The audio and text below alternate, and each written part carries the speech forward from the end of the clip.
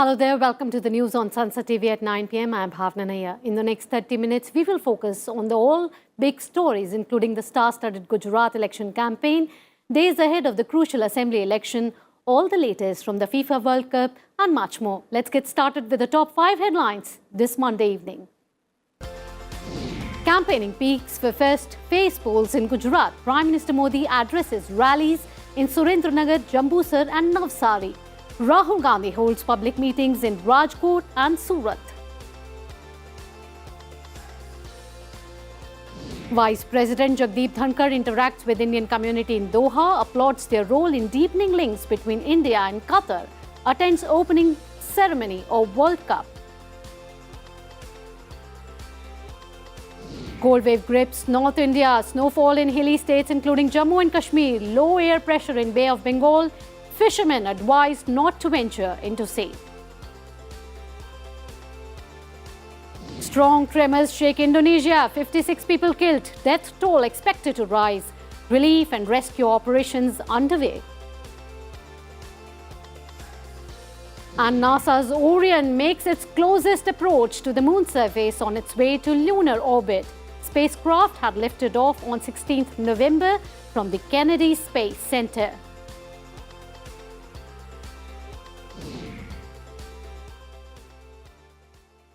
Time for some speed news now. Chiranjeevi gets Indian Film Personality of the Year award at 53rd International Film Festival of India in Goa. Prime Minister Modi congratulates the South Indian actor. Prime Minister Modi to distribute appointment letters to 71,000 under Rozgar Mela on Tuesday. Letters to be handed at 45 locations across the country.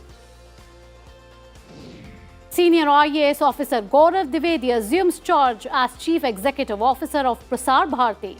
Dwivedi is a 1995 batch IAS officer of the Chhattisgarh cadre. CBI files preliminary inquiry into football fixing case involving allegiance into a Singapore-based match fixer invested in Indian football clubs. EPFO adds 16.82 lakh members in September, showing large increase of first-time job seekers in organized sector workforce. Union Minister Dharmendra Pradhan emphasizes level playing field to reap demographic dividend, underlines NCRF to enhance economic convertibility of education. UGC to implement 4-year UG program framework in higher education from academic session 2023-24. China reports first COVID death in 6 months. Officials warn Beijing facing its most severe situation since the start of pandemic. UK not to pursue any post-Brexit relationship with EU that relies on alignment with EU laws, says British Prime Minister Rishi Sunak. And actor Chris Hemsworth takes a break from acting over heightened risk of developing Alzheimer's disease.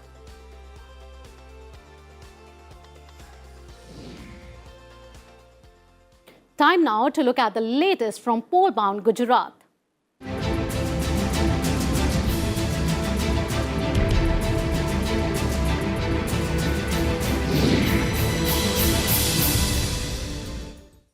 Prime Minister Narendra Modi addressed election rallies in South Gujarat and Saurashtra. He said that Gujarat's Amar Vikas Yatra has already started. Prime Minister addressed rallies in Surendranagar, Jambusar and Navsari. Prime Minister Modi said that instead of talking about development during elections, the opposition parties are talking about showing him his place. He said that he does not pay attention to such things as he is focused on making India a developed country. Campaigning for the BJP in Jambusar, Prime Minister Modi said that the Congress leaders remained oblivious to tribals for a very long time. He said that it was BJP that created a separate ministry for tribals during Vajpayee's government and allocated a budget for their welfare. कांग्रेसे आदिवासियों ने एना हाल पर छोड़ी दीधा था, एमना नसीब पर छोड़ी दीधा था। कुपोषण ની મોટી સમસ્યા અમારા આદિવાસી પરિવારોમાં અમારી આદિવાસી દીકરીઓને એને સ્વાસ્થ્યની સુરક્ષા, એના માટે આહારની સુરક્ષા, એના માટે શિક્ષણની ચિંતા, એના માટે કનેક્ટિવિટીની ચિંતા, એને અભાવમાંથી આ સમસ્યાઓમાંથી મુક્ત કરીને આદિવાસી ક્ષેત્રોમાં સમૃદ્ધિ આવે, સામર્થ્ય આવે, એના માટે ભાજપ સરકારે કામ કર્યું, એના માટે સંકલ્પ લીધા. Addressing a public meeting in Surendranagar, Prime Minister said that the district is getting the benefit of the Narmada Yojana. He said that the government in Gujarat has ensured 24-hour electricity supply to every household. He said that 80% of India's salt is produced in Gujarat, and this provides livelihood to lakhs of people. He further said that in earlier times, one had to go to other states for higher education in Gujarat. But today, youth from other states come to Gujarat to study. એમનું જીવન આસાન બને, જીવન સરળ બને, એના માટે અમે આ કરતા હતા. અને અમે સપના ખાલી જોતા નથી, અમે સપના આવે એટલે સંકલ્પ થાય એની ચિંતા કરતા હોય છે. અને સંકલ્પોની વાતો કરીને લોકોને મૂર્ખ નથી બનાવતા. અમે સંકલ્પની અંદર પરિશ્રમ કરીને સિદ્ધિ લાવતા હોઈએ છે. ભાઈઓ બહેનો, આ કામ અમે કર્યું છે. On the other, Rahul Gandhi said that he felt the pain of farmers, youth and tribals after listening to their problems during the Bharat Jodo Yatra. In his first election rally in Polbound, Gujarat, Rahul Gandhi addressed a gathering of tribals at Mahua in Surat district. He said they are the first owners of the country and claimed the BJP was working to take away their rights. He said that if BJP remains in power, the tribals will have no place to live, education, health and jobs. Listen in. Forest right act लाए आपकी रक्षा करने के लिए. जो आपका जल है, आपकी जमीन है, आपका जंगल है, वो आपको वापस देने के लिए क्रांतिकारी कानून थे. मगर बीजेपी की सरकार ने इन कानूनों को लागू नहीं किया. Union Home Minister Amit Shah met cricketer Ravindra Jadeja and his wife Rivaba Jadeja at Jamnagar Airport. Rivaba Jadeja is BJP candidate from Jamnagar North seat. Union Home Minister Amit Shah lashed out at the opposition in a public meeting in Kodinar in Gir Somnath. He said that the Prime Minister has set an ideal model of development in Gujarat which gave direction to the entire country. Congress President Mallikarjun Kharge will campaign for the Gujarat Assembly elections on 26th and 28th November. Kharge will address a public meeting in Ahmedabad on 26th November and another one near Gandhinagar on 28th November.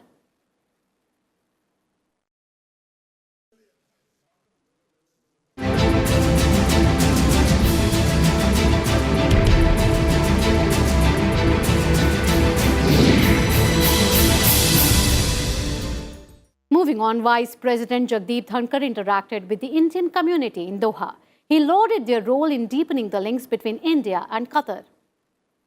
On the second day of his Qatar visit, Vice President arrived at the DPS school in Doha, where school children and Indian community members welcomed him. Addressing the gathering, Vice President appreciated the community members for their accomplishments in their respective fields.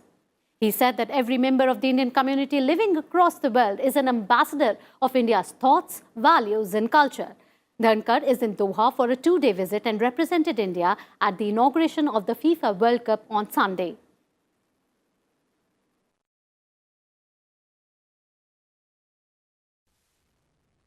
Bharat is on the rise as never before. Our rise is unstoppable. शासन व्यवस्था सरल हो गई है. There is more governance and less government. जो कुछ हो रहा है वो इंक्लूसिव ग्रोथ है और इसमें जो भी भारत के लोग दुनिया के किसी भी कोने में हैं उनका योगदान है, उनका कंट्रीब्यूशन है, उनका पसीना है. Vice President Jagdeep Dhankar also visited the National Museum of Qatar. The rich history and culture of Qatar and its people have been beautifully preserved in this museum. The Vice President also wrote a message in the visitors' book there.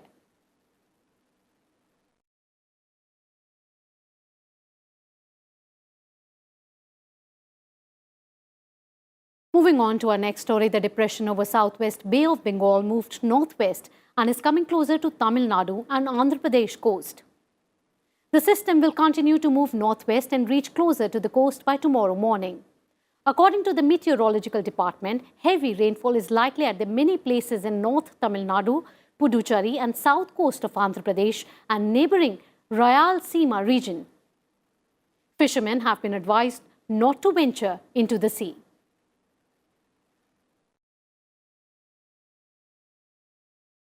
And a look now at some more news from across the nation. Finance Minister Nirmala Sitharaman started the pre-budget consultations with various stakeholders for the 2023-24. She met the first group of leaders from industry and experts in infrastructure and climate change. Minister of State for Finance Pankaj Chaudhary and Dr. Bhagwat Kisan Rao Karad attended the meeting. Former bureaucrat Arun Goel took over as an election commissioner on Monday, 2 days after he was appointed. Goel is a 1985 batch Punjab cadre Indian Administrative Service officer. He was due to retire on December 31st, but his voluntary retirement came into effect on 18th November. Goel will be in line to become the next Chief Election Commissioner in February 2025. The Supreme Court described the Morbi Bridge collapse, which killed 141 people, including 47 children, as an enormous tragedy. A bench led by CJI D.Y. Chandrachud asked the Gujarat High Court, which has taken suo motu cognizance of the incident, to bear its time and attention on ensuring an independent investigation into the role and responsibilities of Nagarpalika municipality officials and the agency that was in charge of maintenance and management of the 143-year-old hanging bridge. A lawyer has filed a PIL in the Delhi High Court seeking to transfer the investigation of the Sharda Walkar murder case to CBI from Delhi police. The petitioner alleged that police had disclosed all details of the case to the public and media that is not permissible in law. The petition said that the presence of the media and the public at recovery spots and court hearings amount to interference in evidence and witnesses. At least 12 people, including women and children, were killed by a speeding truck that rammed into a religious procession in Sultanpur village of Vaishali district in Bihar. Prime Minister Modi and Bihar Chief Minister Nitish Kumar expressed grief over the incident. The Prime Minister announced ex gratia assistance of Rs 2 lakh each for the next of kin of the deceased. Slipping into a very short break here, lots more coming up on the other side. You stay tuned to Sansad TV for more news.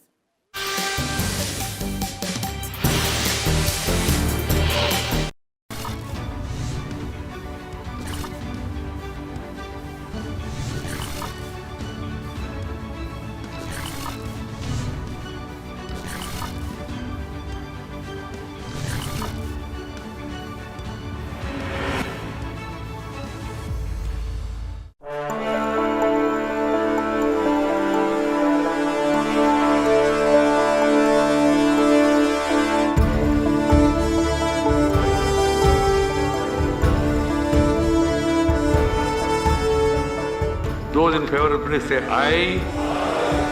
जो सदस्य विरोध में ना गए, I think the ayes have it. हवालों के पक्ष में हुआ। Ayes have it. The bill is passed.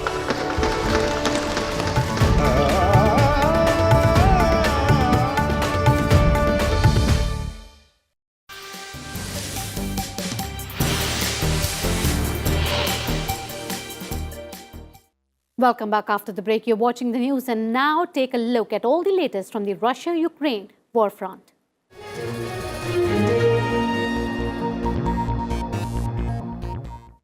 The United Nations nuclear watchdog has warned that whoever fired artillery at Ukraine's Zaporizhzhia nuclear plant was playing with fire.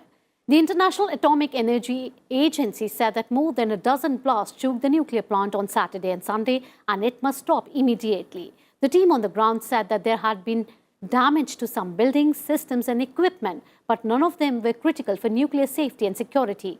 IAEA Chief Rafal Grossi, said that the attacks were extremely disturbing and completely unacceptable. Ukrainian President Volodymyr Zelensky said on Sunday that the Donetsk region remains the most tightly contested in eastern Ukraine. In his nightly address, Zelensky said that despite the cold setting in the number of Russian attacks remains extremely high. He added that the toughest fighting still taking place in the region. The Kremlin said today that it was not discussing calling up more Russian soldiers to fight in Ukraine through a second round of mobilization. Russia had called up more than 3 lakh reservists to support its war in Ukraine in a controversial mobilization drive launched in September. President Vladimir Putin said that he ended the mobilization drive at the end of October, but has not revoked any official decree which provides the legal basis for the draft. The Kremlin also said that it will bring to justice those responsible for the alleged execution of Russian soldiers in Ukraine. It also asserted that it will do everything possible to draw attention to what it had been called a war crime. Russia said that last week that Ukrainian soldiers had executed more than 10 Russian prisoners of war, accusing Kiev of carrying out war crimes and the West of ignoring them. Hundreds of Kherson residents on Sunday flocked to stock up on groceries as the first Ukrainian supermarket opened in the newly liberated city. During the near 9 months of occupation, the Russian-installed government brought in Russian-sourced goods and even introduced the ruble as currency. Locals expressed happiness at being able to find their favorite items which were unavailable during the occupation, such as Ukrainian gherkins, dumplings, and horseradish.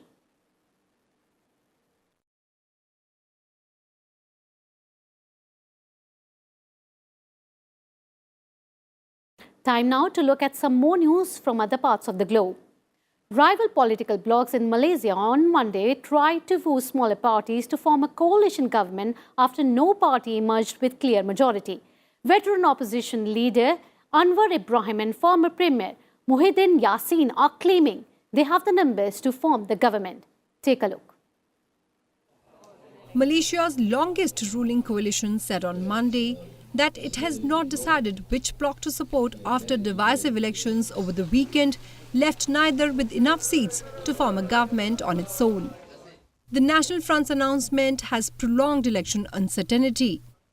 King Sultan Abdullah Sultan Ahmed Shah extended by a day a 2 p.m. deadline to submit their choice for Prime Minister and an alliance that represents a parliamentary majority. Opposition leader Anwar Ibrahim's reformist bloc secured 82 seats in the federal parliament, far short of the 112 needed for a simple majority.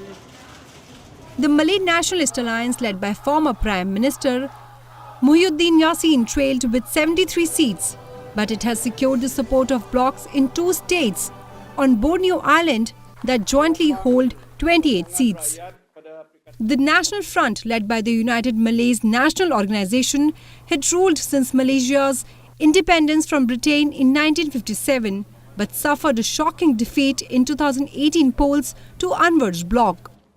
Its plan for a strong comeback was dashed after winning only 30 seats in Saturday's election, as many ethnic Malays abandoned the graft-tainted party for Muhyiddin's bloc. Anwar told a news conference that the two sides held talks earlier on a unity government that would focus on good governance and strengthening the economy, but the National Front wanted more time to consider. Bureau Report, Sansad TV. And talking about Nepal elections now, nearly 60% polling was recorded on Sunday in Nepal's parliament and provincial assemblies elections, marked by sporadic violence and clashes that left 1 person dead and disrupted voting at several polling stations. The polling started at 7 a.m. local time at over 22,000 polling centres and closed at 5 p.m. Here's all you need to know about Nepal's national elections. The ruling Nepali Congress on Monday won the first seat for the House of Representatives as counting of votes for the parliamentary and provincial elections began amid tight security. About 61% polling was recorded across the Himalayan nation on Sunday. The Nepali Congress opened its account as its candidate Yogesh Thakali was elected as a member to the House of Representatives from Mastang. Vote counting in Taplejung was delayed as helicopter companies expressed inability to airlift the ballot boxes from remote areas in the district. Yangma is the most remote polling station in the district at an altitude of 4,200 meters. Voter turnout was significantly lower as compared to the past two elections, 77% in 2013 and 78% in 2017. Over 17.9 million voters were eligible to cast their votes to elect a 275-member house. Out of a total of 275 members of parliament, 165 will be elected through direct voting, while the remaining 110 will be elected through a proportional electoral system. The two major political alliances contesting the polls include the ruling Nepali Congress-led Democratic and Leftist Alliance and the CPN-UML-led Leftist and Pro-Hindu, Pro-Monarchy Alliance. Bureau Report, Sansad TV. And a roundup of international news in Global Wrap. An earthquake shook Indonesia's main island of Java, killing at least 46 people. The US Geological Survey said that the magnitude 5.6 quake was centered in the Cianjur region in West Java province at a depth of 10 kilometers. Dozens of buildings were damaged, including an Islamic boarding school, a hospital and other public facilities. The quake was felt strongly in Greater Jakarta area. High rises in the capital swayed and some were evacuated. Turkish authorities said that the Kurdish YPG militia fired 5 rockets from northern Syria on Monday, killing 3 people and wounding others in a Turkish border district. The rockets hit a school, 2 houses and a truck in the Karkamis district. The attack comes a day after Turkish warplanes carried out airstrikes on Kurdish militant bases in northern Syria and Iraq, destroying 89 targets. Israeli Prime Minister-designate Benjamin Netanyahu won a defamation suit against a predecessor who had alleged that he, his wife and his son were mentally ill, with the court deeming the remarks a bid to harm Netanyahu's political career. Ehud Olmert, who served as a centrist premier between 2006 and 2009, made the observations in a TV interview last year. A long-awaited loss and damage fund to help the poorest country that are vulnerable to climate change was approved on Sunday at the end of the 27th session of the Conference of the Parties of the United Nations Framework Convention on Climate Change, UNFCCC. Countries were finally able to reach an agreement to establish a funding mechanism that will compensate some of the most vulnerable nations for climate-induced disasters. Champs-Élysées in Paris turned up its holiday spirits on Sunday night as the iconic avenue inaugurated its traditional Christmas season glow-up amid a worldwide energy crisis. Across much of Europe, lights will be fewer, more energy efficient and switched off earlier at night in keeping with the government urgings to rein in energy use and in a show of solidarity with households that face soaring utility bills.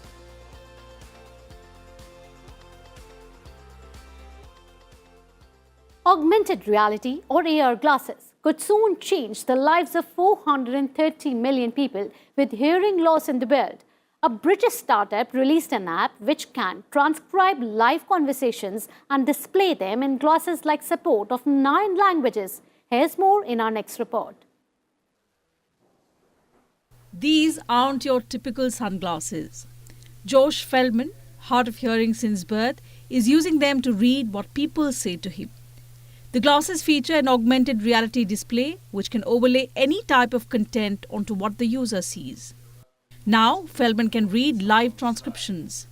And for the first time, he's able to talk with someone without looking at their lips. The company behind this solution is XRAI Glass. It was incorporated in May.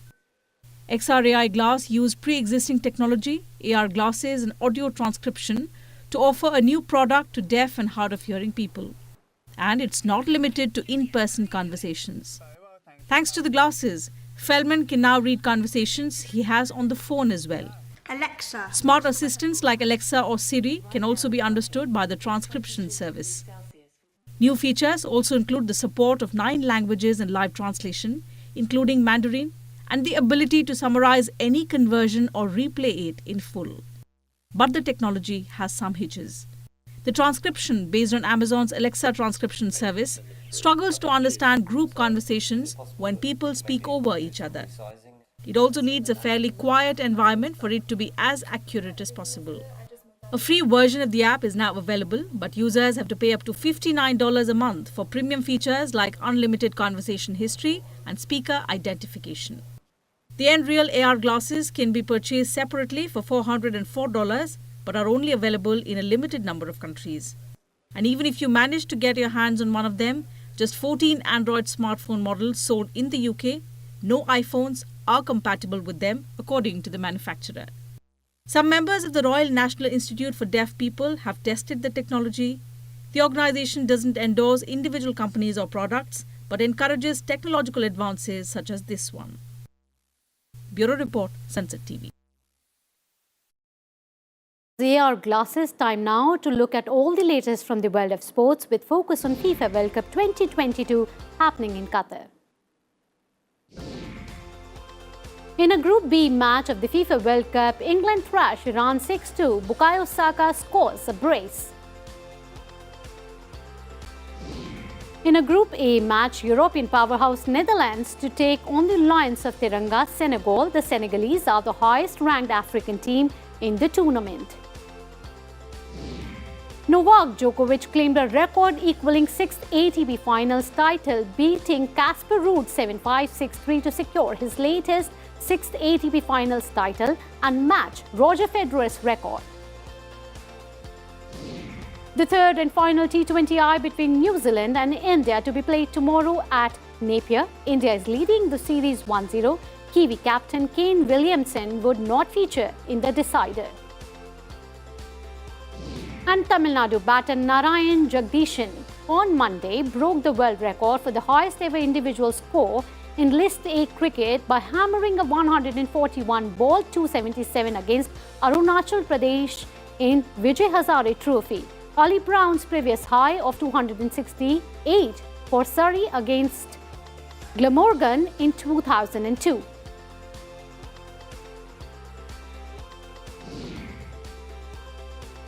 And with that, it's a wrap of today's bulletin. Do stay tuned to Sansad TV for more news and updates round the clock. Thank you for watching. Goodbye. Namaskar.